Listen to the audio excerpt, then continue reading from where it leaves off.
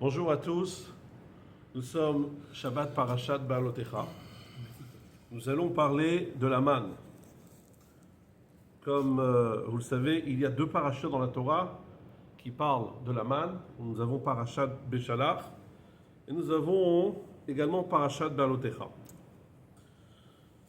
La Gemara, dans le traité Yuma, page 75, A, B, elle parle là-bas des versets qui font référence à la manne. Et elle va opposer trois versets dans, on va dire, trois expressions, plus exactement, qui figurent dans différents versets, entre Parashat Beshalach et Parashat Ba'alotecha,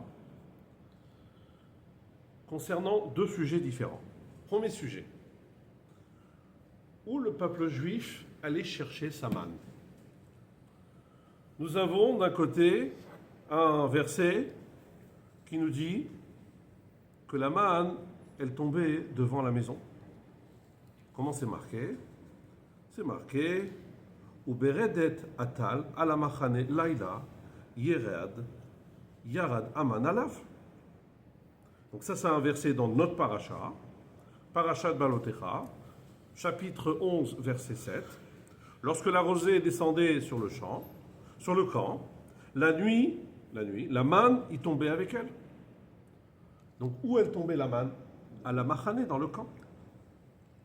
A priori, on comprend que la manne se trouvait à portée de main. C'est-à-dire, ils ouvraient la porte de leur tente et ils avaient la manne. Nous avons un autre verset. Un autre verset qui dit, alors l'autre verset se trouve dans Beshalach. C'est marqué Veyatsa ha'am velaktu devariom beyomo. Donc le peuple devait sortir pour y récolter chaque jour le pain de la journée. Donc on voit qu'ils avaient besoin de sortir. S'ils sortaient, c'est qu'ils sortaient du périmètre, qu'on appelle le machane, le camp. Et nous avons encore un troisième terme qui est employé. Cette fois-ci, dans notre parachat, dans Parashat Ba'alotecha, c'est marqué Shatu ha'am velaktu. Shatu ha'am velaktu, ça fait référence qu'il devait sortir loin. Le mot Shatu fait référence qu'il devait sortir loin pour aller chercher la manne. Donc, nous avons trois termes contradictoires. Un premier terme qui nous dit que la manne descendait, tombait dans le camp. Donc, il fallait juste sortir de la tente pour prendre sa manne. Nous avons un deuxième verset qui nous dit qu'il fallait sortir du camp. Et nous avons un troisième verset qui nous dit qu'il fallait aller loin du camp pour aller chercher la manne.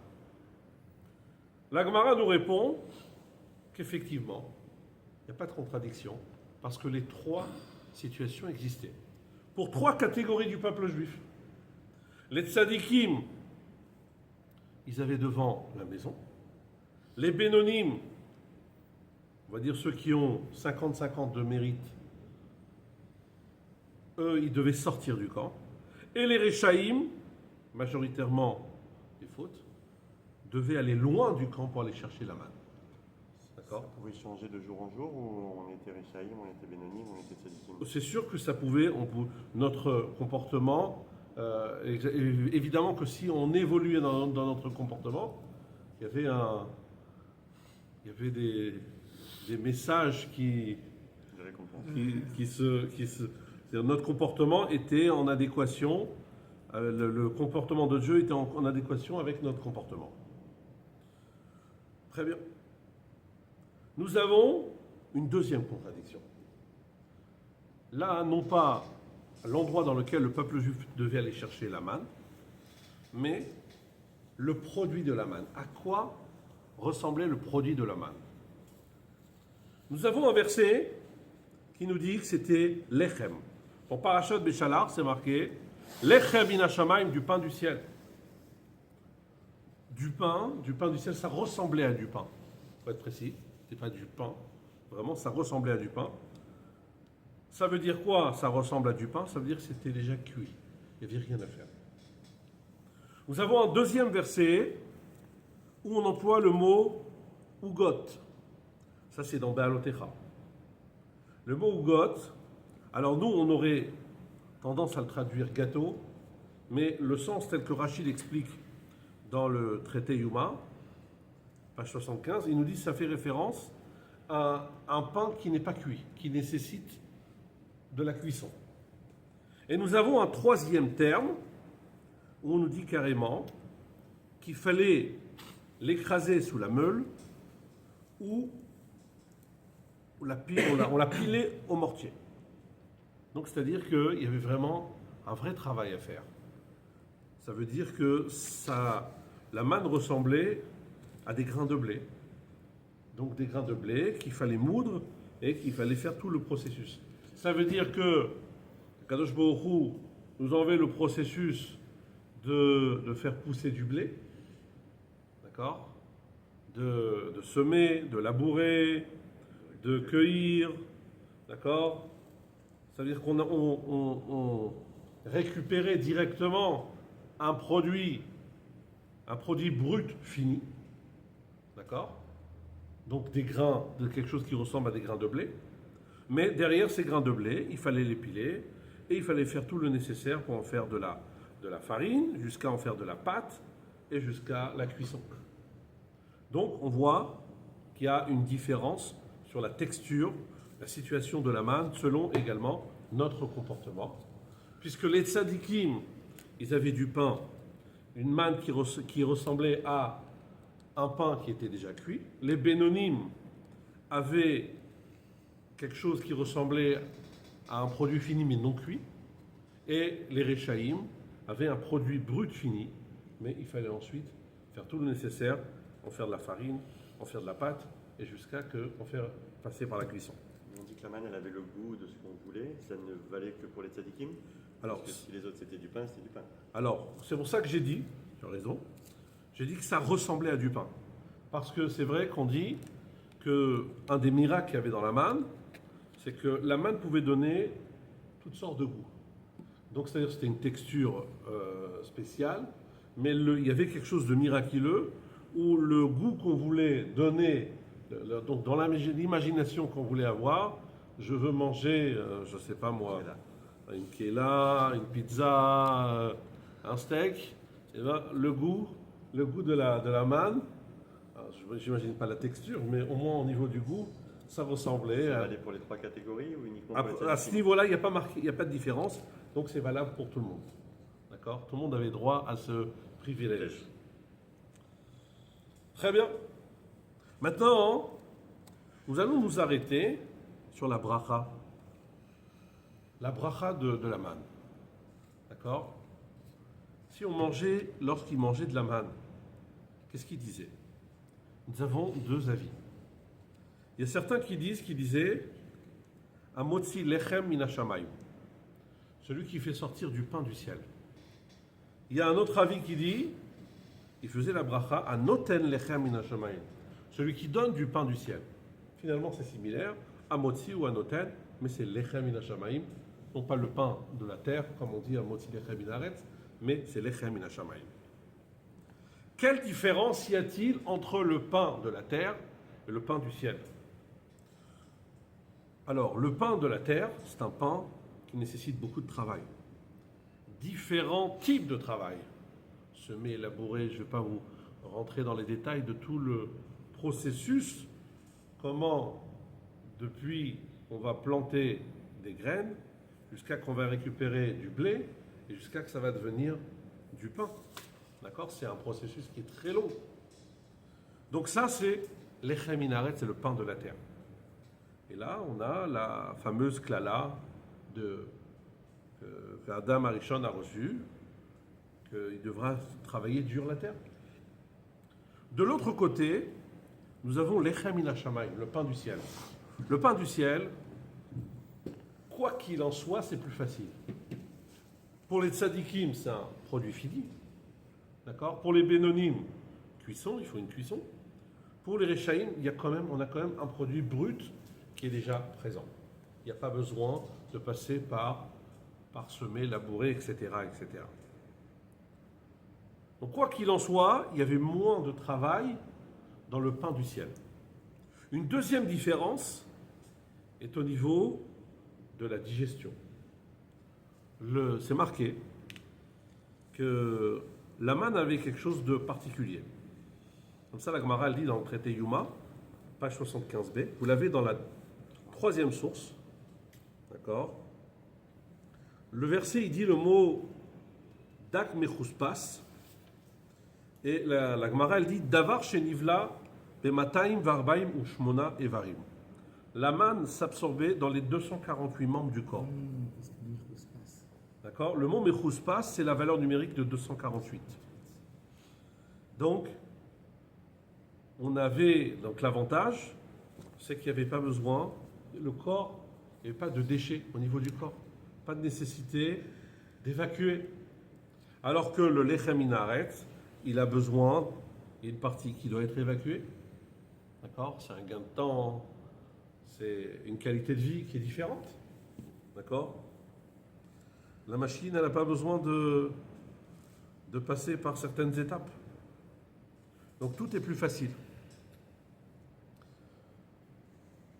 Cet avantage qu'on vient d'évoquer, surtout le fait qu'il n'y ait pas de déchets, d'accord, c'est valable pour tout le monde. Pour les tzadikim, les bénonim et les rechaïm. Et quand on dit rechaïm, même des rechaïm comme des ovdei avodazara, comme des idolâtres, ils avaient cet avantage-là. Ils bénéficiaient de cet avantage.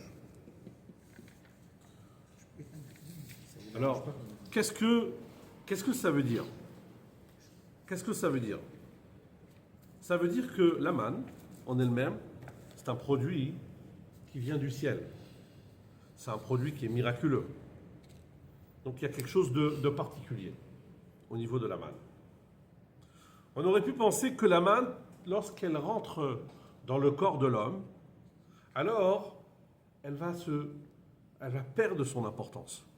Et là, on voit que la manne, elle reste dans son identité, dans son niveau, dans son élévation. Non seulement que la manne ne va pas descendre de niveau, la manne, elle va raffiner l'homme. Même les réchaïm, ils vont être raffinés. Comment on voit ça?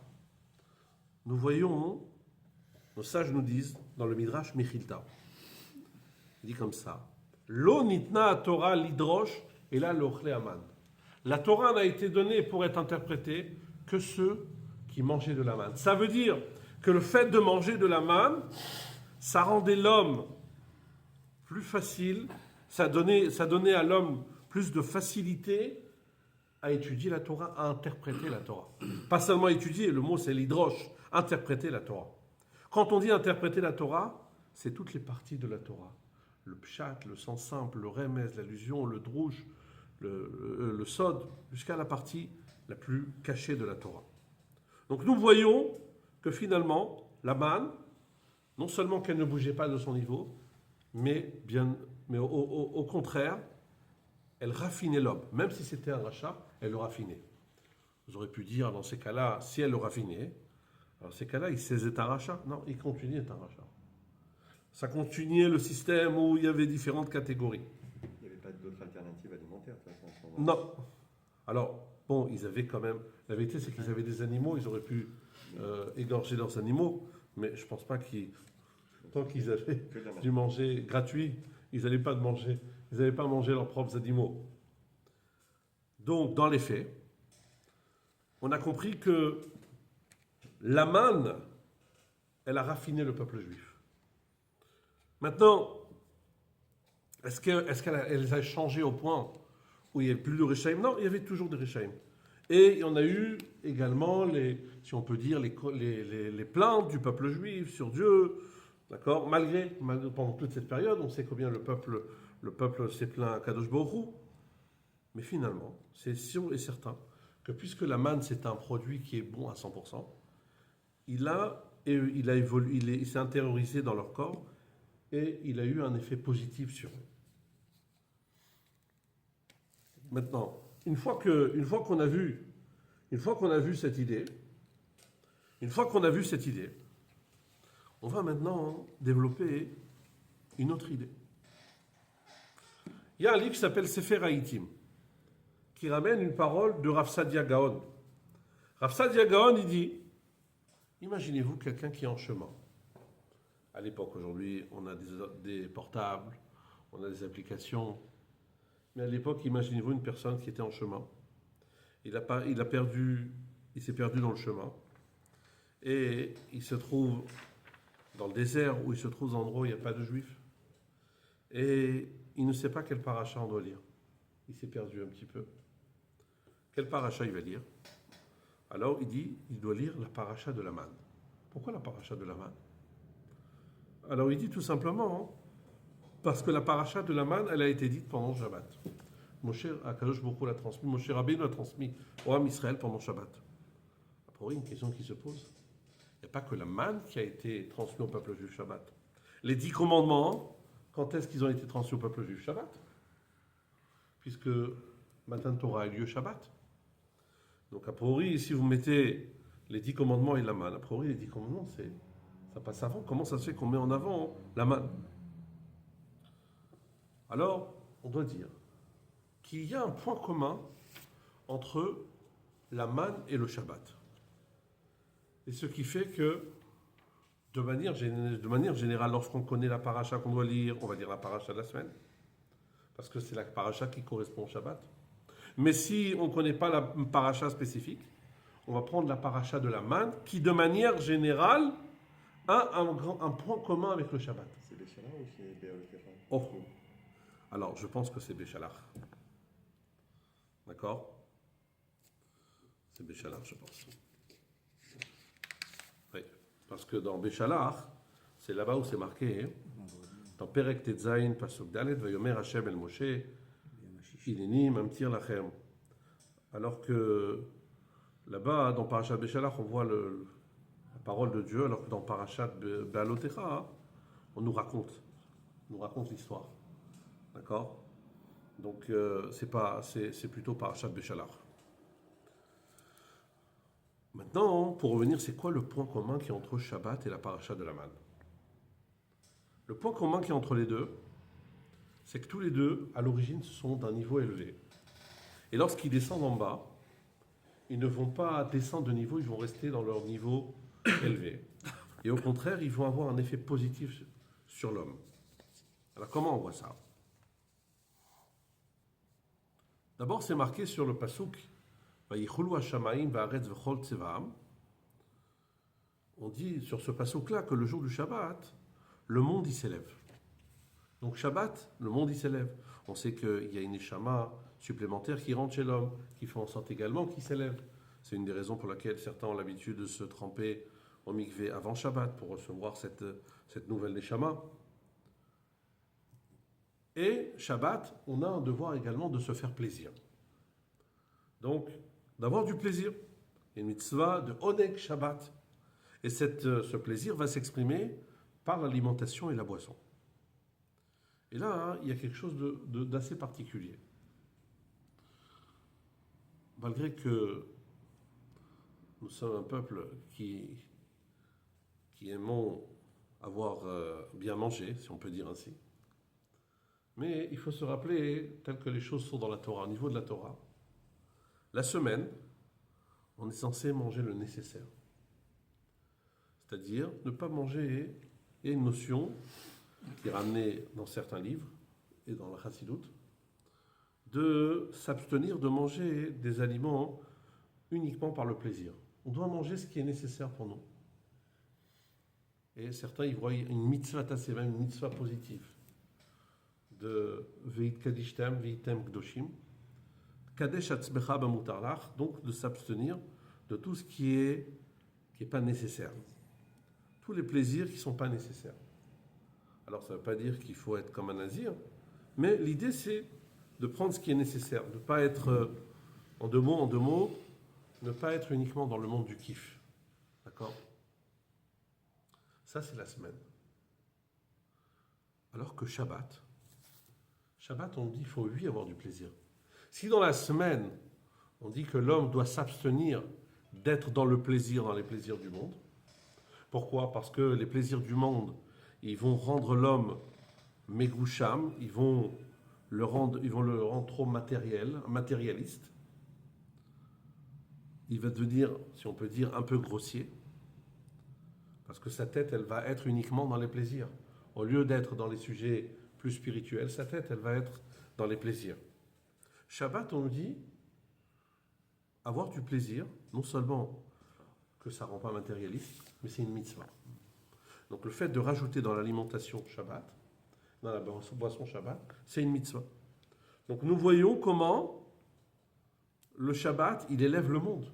Quelque chose qui pendant la semaine est considéré comme être dans la matérialité, eh bien, Shabbat, on va nous dire non, c'est pas de la matérialité, c'est de la mitzvah.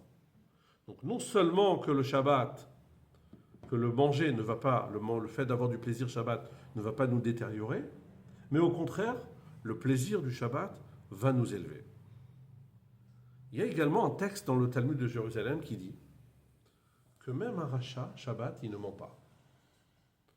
Alors, vous allez me dire, oui, mais on connaît des gens, même Shabbat, ils mentent. Alors, ça veut dire que naturellement, l'ambiance du Shabbat, elle pousse l'homme à ne pas mentir. Le fait qu'il a la possibilité de mentir, c'est parce qu'il a quand même un libre arbitre. Mais naturellement, un juif, Shabbat, il est plus authentique. Donc plus qu'il est plus authentique, il aura plus de difficultés à dire des mensonges. Donc là, on voit un vrai parallèle entre Shabbat et la manne. On a dit que la manne vient d'un niveau très haut, et lorsqu'elle descend en bas, elle ne va pas détériorer l'homme, mais au contraire, elle ne va pas se détériorer, et elle va élever l'homme, elle va raffiner l'homme jusqu'à qu'il va devenir un réceptacle pour apprendre la Torah, pour interpréter la Torah. Également, dans le Shabbat, on voit cette idée-là. Maintenant, on comprend pourquoi, lorsque Shabbat, on ne sait pas quel paracha lire, quel paracha nous allons lire la paracha de la manne. Jusqu'à présent, nous avons fait le parallèle entre la manne et le Shabbat. Et maintenant, nous allons faire un troisième parallèle. Vous savez que tout ce qu'il y a sur terre, il trouve sa source de la Torah. Dans la Torah, il y a une source pour chaque chose. Le Midrash, il dit, et dans le Zohar, Istakal beoraita baralma. Kadosh Baruch Hu, il a regardé la Torah et il a créé le monde. Ça veut dire que dans chaque chose qu'il y a dans le monde, il y a une source dans la Torah. Puisque nous avons deux catégories de pain. Nous avons le pain de la terre et nous avons le pain du ciel. Lechem min hashamayim et lechem min haaretz. Ça veut dire que dans la Torah également, nous avons ces deux notions. Nous avons le pain de la terre et nous avons le pain du ciel. Qu'est-ce que c'est dans la Torah? Qu'est-ce qui est appelé du pain? La Torah, elle est appelée du pain. Elle est appelée lechem. De manière générale, on dit qu'il y a une différence entre la Torah et les mitzvot. La Torah, elle est comparée à l'alimentation et les mitzvot sont comparés à des vêtements. Pourquoi? Parce que la Torah, c'est quelque chose que nous allons comprendre, nous allons intérioriser. Donc lorsqu'on a compris une idée, cette idée-là, c'est comme si on l'a consommée. Une fois que l'idée, on a pris quelque chose, une fois que l'idée, elle a bien été comprise par l'homme, c'est comme si qu'il a consommé cette idée-là. Ça ressemble à une nourriture. Alors que les mitzvot, ça ressemble à des vêtements. Les mitzvot, ça sont des vêtements spirituels sur l'homme. Le tfilin, la mezouza, tout ça, c'est des choses qui sont autour de l'homme. Et ce n'est pas à l'intérieur de l'homme. Uniquement l'intellect a la capacité, tout ce qui est intellect a la capacité d'intérioriser. Mais tout ce qui n'est pas intellectuel, n'a pas la capacité, l'homme n'a pas la capacité d'intérioriser. D'après ça, on comprend que la Torah, elle est comparée à l'alimentation. Et plus exactement, l'aliment le plus important, c'est le pain. Et dans la Torah, nous avons de manière générale deux catégories de Torah. Nous avons la Torah dévoilée et nous avons la Torah voilée. Ce qu'on appelle Galia des Torah, Torah Tanigli, la Torah dévoilée, c'est quoi? La Torah dévoilée, c'est le Tanakh, Torah Nevi'im Ketuvim dans le sens simple, c'est la Mishnah, c'est la Gemara, c'est le Shulchan Aruch, ça c'est la Torah dévoilée, ça c'est la Torah, le concret. Et nous avons également la partie cachée de la Torah, ce qu'on appelle Pniut Torah, la partie profonde de la Torah. Le même Tanakh, mais interprété de manière plus profonde. Même pareil, les Mishnayot, la Gemara, interprétée de manière plus profonde. Le Zohar, d'accord? Ça, c'est essentiellement la partie profonde de la Torah, la Chassidut. Donc nous voyons ici que si nous avons du pain qui vient de la terre ou du pain qui vient du ciel, c'est parce que nous avons dans la Torah le pain dévoilé et le pain, nous avons la Torah. La Torah du Niglé, elle va donner naissance, elle va donner place au pain de la terre. Et la Torah cachée va donner une place, va donner naissance au pain, la partie profonde de la Torah va donner naissance au Lechem min hashamayim, à la manne. Quel rapport il y a entre les deux? Alors, le rapport est le suivant. Vous savez, l'étude de la partie dévoilée de la Torah et l'étude de la partie cachée de la Torah, elle est totalement différente. Comment ça s'exprime? Dans la Torah Taniglé, surtout ceux qui apprennent la Gemara, vous voyez que la Gemara, elle est composée de questions, surtout le Talmud Bavli. Il est composé d'idées premières, ensuite une deuxième idée, ensuite une troisième idée, et jusqu'à qu'on arrive à la conclusion. C'est long, il y a un cheminement, il y a un vrai cheminement, et pour vraiment comprendre la Gemara, il faut toujours voir le fil conducteur. Celui qui voit le fil conducteur, il arrive à comprendre la Gemara. Celui qui s'arrête seulement sur les détails, il n'arrive pas à voir le fil conducteur, il ne comprend pas les choses. Donc la partie dévoilée de la Torah, elle est pleine de questions, elle est même aussi pleine de marloquettes. Donc plein d'avis différents sur le même sujet. Alors que dans la partie profonde de la Torah, alors il y a beaucoup moins le système de questions. Et même s'il y a une question, la question elle est directement pour la réponse. Et également, il y a beaucoup moins cette notion de marloquette, quasiment inexistante. Donc, nous voyons ici un parallèle clair entre le pain de la terre, qui nécessite, on a dit le pain de la terre, ça nécessite beaucoup d'étapes jusqu'à arriver à avoir du pain, donc ça fait référence à la difficulté de l'étude de la partie dévoilée de la Torah, la Gemara jusqu'à la Halacha, tous les avis. Et de l'autre côté, nous avons le pain du ciel, qui est un cadeau du ciel, qui fait référence à la partie profonde de la Torah, qui nécessite aussi d'être comprise, mais il y a moins cette notion de question, moins cette notion de marloquette. Maintenant, de même que le pain du ciel, la manne, elle était réservée à tout le peuple juif. Tout le peuple juif était concerné par la manne. Également, l'étude de la Torah, la partie profonde de la Torah, elle concerne tout le Ham Israël. D'accord? Le rapport entre la manne et Shaman.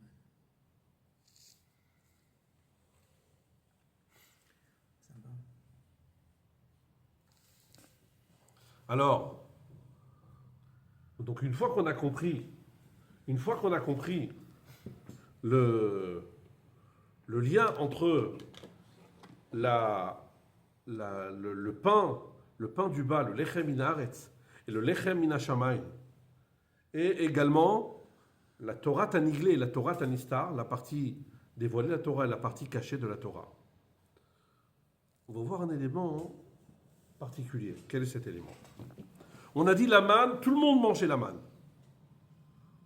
Tout le Ham Israël mangeait la manne, même les Réchaïm mangeaient la manne.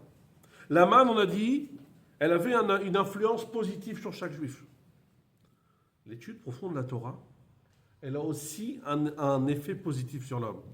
Pourquoi? Je vais vous dire pourquoi. Quand on apprend la Gemara, elle nous parle de celui qui trouve un vêtement. Et deux personnes se disputent pour savoir à qui appartient le vêtement. Chacun dit c'est moi qui l'ai trouvé en premier. Ou bien un taureau qui a encore né une vache. Et on veut savoir, on va parler des dommages. Dans ces choses-là, on va connaître la loi de la Torah. Mais est-ce qu'on voit Dieu dedans? On ne voit pas Dieu. On ne voit pas Dieu directement. On peut apprendre cela comme on apprendrait le code civil. Okay. Par contre, lorsqu'on apprend la partie profonde de la Torah, où on nous parle de Dieu, de la grandeur de Dieu. On nous parle des sphirotes, on nous parle des choses qui sont beaucoup plus spirituelles. Alors ça a un autre effet sur nous, ça nous élève. Le premier, la Gemara, ça nécessite beaucoup de concentration, d'approfondissement, de compréhension, mais on pourrait l'apprendre non pas comme une Torah. Vous avez des gens qui ne reconnaissent pas le caractère divin de la Torah, mais ils vont apprendre la Gemara comme une science, parce que c'est quelque chose de très intelligent. En Corée du Sud, j'ai appris qu'ils apprennent la Gemara, d'accord? Je ne pense pas qu'ils apprennent la Gemara, le Talmud, les Goïms en Corée du Sud, d'accord? Donc ils apprennent ça non pas pour le caractère divin, mais parce qu'ils considèrent que ça rend intelligent, d'accord? Par contre, la partie profonde de la Torah, elle va avoir un effet positif chez l'homme. Pourquoi? Parce qu'on va parler de Dieu. Donc lorsque l'homme il va penser à Dieu, l'enseignement qu'il va apprendre parle de Dieu, automatiquement, au lieu de penser à lui, à ses besoins, au matériel, il pense à Dieu. Si tu penses à Dieu, c'est différent. D'accord? Dans ta tête, tu n'es pas le même. Ok? Tu n'es pas le même dans ta tête. Maintenant, personne ne pourrait se dire la partie profonde de la Torah, elle ne peut pas être transmise à n'importe qui. On ne peut pas donner accès à tout le monde d'apprendre la partie profonde de la Torah. On sait que la partie profonde de la Torah, c'est comparé aux joyaux qu'il y a dans la couronne du roi. D'accord? Donc, a priori, des choses qui sont très élevées ne correspondent pas à tout le monde. C'est-à-dire, comment tu vas dire des paroles très profondes, d'accord, que dans les générations précédentes, on disait seulement en comité restreint, à des gens qui mangent taref, qui mangent des choses qu'on n'a pas le droit. Je veux dire, mais il faut quand même être en adéquation. Donc, est-ce qu'on va se dire, bah, écoute, voilà, j'ai prévu de donner un cours, mais là, j'ai vu qu'il y avait des gens qui ne correspondaient pas à la kedusha de ce que j'allais dire. Maintenant, bah, j'ai décidé de changer de sujet. Je vais parler d'autre chose. Je vais parler plutôt de ce qui est permis ou interdit de consommer, ou je vais parler, je ne sais pas, d'autres choses, mais je ne vais pas parler de la partie profonde de la Torah. La réponse est non. De même que la manne, elle correspondait à chaque juif. Chaque juif avait droit à la manne. Et chez chaque juif, on a dit que la manne, elle influait sur lui. D'ailleurs, il n'y avait pas de déchets. D'accord? Pareil, la partie profonde de la Torah, elle correspond à chaque juif. Et celui, d'une certaine manière, qui empêche de transmettre la partie profonde de la Torah à un juif, c'est comme si, d'une certaine manière, qui le déconnecte de la vie. Donc, personne ne peut imaginer qu'un homme déconnecte une autre personne de la vie. Et également au niveau de la partie profonde de la Torah, on a le devoir de transmettre la partie profonde de la Torah à chaque juif, sans faire de différence, est-ce qu'il est méritant ou il n'est pas méritant. Parce que finalement, Amaor Sheba, la lumière, le luminaire qui est à l'intérieur de la Torah, Marziro le Moutav, c'est ça qui va l'améliorer.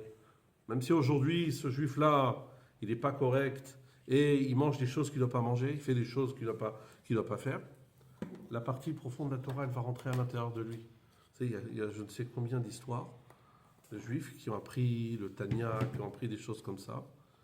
Et dans leur vie, ils ont changé de direction. D'accord? Il n'y a pas beaucoup de gens, mais il y a des gens comme ça. Et sachez que les choses qui les tourmentent, ces juifs-là, c'est pas Masechet Baba Kama, Masechet Baba Metzia, d'accord, qui les tourmentent. C'est le Tanya qu'ils ont appris. Des choses qu'ils ont appris, qui ont touché leur âme. Le plus profond de leur âme, et qui les travaillent jusqu'à qu'un jour, ils vont se dire, je ne peux plus vivre dans le sheker, je ne peux plus vivre dans le mensonge, je dois me reconnecter à Kadosh Baruch Hu. Donc en vérité, pour résumer, qu'est-ce qu'on a vu aujourd'hui? On a parlé de la manne, on a parlé de les différents niveaux pour aller chercher la manne, ça dépendait de notre comportement, tzadikim, benonim, rechaim. On a vu également le produit de la manne, comment il était. On a vu qu'il y avait un point commun tout le monde avait, c'est-à-dire que la manne n'avait pas de déchets. Elle concernait également les Réchaïm. On a vu cette idée que la manne, c'est un produit qui est très élevé, et lorsqu'il est en bas, il va rafider l'homme. On a fait le parallèle entre la manne et le Shabbat. Les deux, c'est quelque chose d'élevé, et lorsque ça descend en bas, au lieu que ça descende de niveau, ça va élever l'homme. Donc la manne, elle va élever l'homme. On a dit que ça le rend apte à apprendre la Torah, à interpréter la Torah. Le Shabbat va élever l'homme de manière à ce que sa consommation, parce qu'il va manger, il va boire, son plaisir va devenir une mitzvah. Il ne va pas le rendre matérialiste, mais ça va devenir une mitzvah, le fait d'accomplir la mitzvah de Oneg Shabbat, de faire les Seudot Shabbat. D'accord. Et au contraire, c'est une mitzvah d'acheter des aliments nobles, l'Ichvot Shabbat. Et ensuite, à la fin, on a fait le parallèle entre les deux types de pain, donc le pain de la terre, le pain du ciel, qui font référence à deux types d'études de la Torah, le Niglé de la Torah, la partie dévoilée de la Torah, la partie profonde de la Torah, la partie dévoilée de la Torah qui nécessite beaucoup de difficultés pour la comprendre, pour la saisir, et la partie profonde de la Torah où il y a moins cette notion de question, de réponse, de marloquette. Et donc la manne, elle ressemble à l'étude de la partie profonde de la Torah, qui n'a pas de déchets justement, qui n'a pas de déchets comme la manne qui n'a pas de déchets. Et donc on a dit, de même que la manne, elle correspond à chaque juif, la partie profonde de la Torah aussi, elle correspond à chaque juif. Chaque juif, il a un droit d'avoir accès à toutes les parties de la Torah, inclus d'avoir accès à la partie de la Torah profonde. Et c'est justement cet accès à la partie de la Torah profonde qui va lui permettre de pouvoir s'élever de son niveau, parce que c'est le luminaire qui est à l'intérieur, le fait de parler de Dieu. Même un juif pareil, il a besoin de parler de Dieu. Même un juif pareil, il a des moments où il veut se connecter à Kadosh Baruch Hu. Et cette étude-là, même ça peut être des petits 5 minutes dans la journée, même 1 minute, même ça va le pénétrer à l'intérieur, ça lui parle au plus profond de son âme. Et finalement, c'est ce qui va lui permettre de pouvoir revenir dans le droit chemin et de ramener le peuple juif dans le droit chemin et que ce soit zoché à la Géoula, à Mitit, Shabbat Shalom.